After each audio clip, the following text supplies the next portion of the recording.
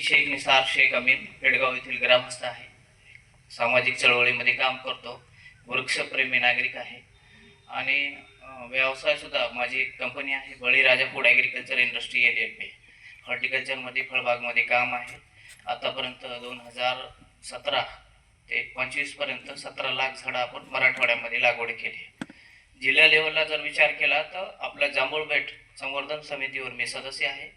Federation of Indian export ऑर्गनायझेशनवर राष्ट्रीय सदस्य आहे आणि फिक्कीवर राष्ट्रीय सदस्य आहे आणि ग्रामपंचायत सदस्य माझ्या मातोश्री आहेत सध्या विद्यमान ग्रामपंचायतच्या बोर्डवर.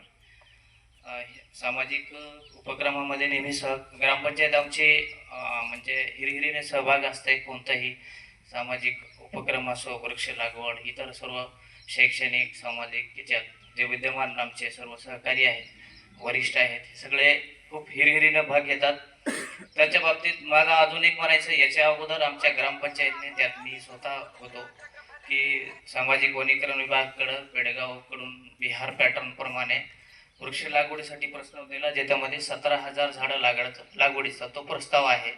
त्याच्यात पेडगाव ते इतर गावाकडे जाणारे जे रस्ते आहेत ते अंतर्गत रस्ते आहे. गावातली शमशानभूमी आहे, ते खंडेश्वर मंदिर असेल किंवा मुस्लिम समाजातलं कब्रस्तान असेल, इतर दर्गा आणि मंदिरं आहेत, त्या व्यतिरिक्त इतर सार्वजनिक ठिकाण आहेत ज्या ठिकाणी वृक्ष लागवड आम्हाला अपेक्षित आहे.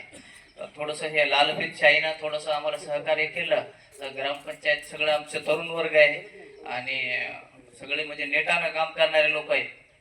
तर आमच्या गावाचं नाव पेडगाव आहे, तर ते खऱ्या अर्थाने कुठंतरी सार्थकी होईल असा त्याच्या मागचा माझा एक असा विश्वास आहे आणि त्यासाठी आवश्यक ते सर्व सहकार्य लाभेल असा आशावाद ठेवतो.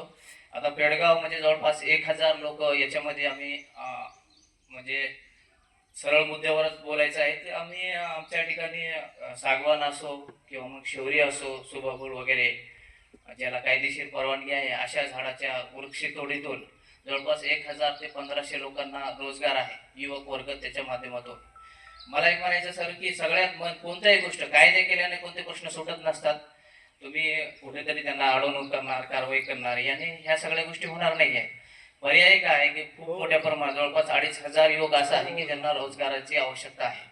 तर एक हे जर बिहार पॅटर्न राबवण्यात आलं तर त्याच्यातून किमान 150 युवकाला रोजगार होईल. अर्थात त्याचा परिणाम 150 कुटुंबावर होणार आहे वृक्ष लागवडीच्या माध्यमातून. आणि वृक्ष लागवडीच्या माध्यमातून ते जर काय ही जर लावलेली झाडं, झाडातून येणारी फळं आणि त्याचे इतर जे काही उत्पादन आहे, ही जे वर्ग आहे यांना तुम्ही रोजगार दिला तर पर्यायी तिकडे वळतील आणि प्रत्यक्षरित्या आपल्या वन संवर्धनाला त्याच्यात हातभार होईल.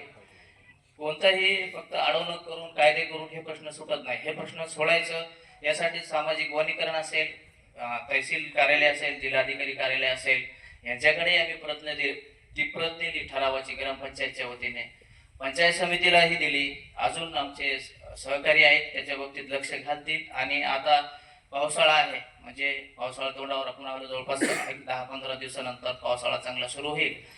जर का विशेष बाब म्हणून जर लक्ष घातलं, आपण सहकार्य केलं, आमच्या सहकार्याने आमचे जे वरिष्ठ सहकारी आहेत त्यांनी लक्ष घातलं तर हे काम तडी जाईल. एवढं जरी झालं तर एक जिल्ह्यात नाही तर मराठवाड्यात पेडगाव हे एक पायलट म्हणून पेडगावकडे प्रोजेक्ट म्हणून पाहिलं गेलं पाहिजे असे मी आशावाद बाळगतो. मी मराठवाड्यात काम करतो सर.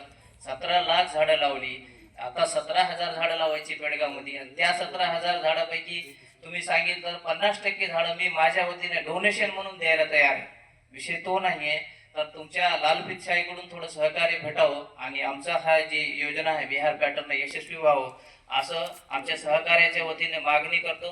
बिहार पॅटर्न प्रमाणे वृक्ष लागवडीचा आमचा जो संकल्प आहे तो तडी जाईल असा आणि माझे सर्व सहकारी विशेष लक्ष घालतील याच्यात असा आशावाद बाळगतो आणि थांबतो. धन्यवाद सर.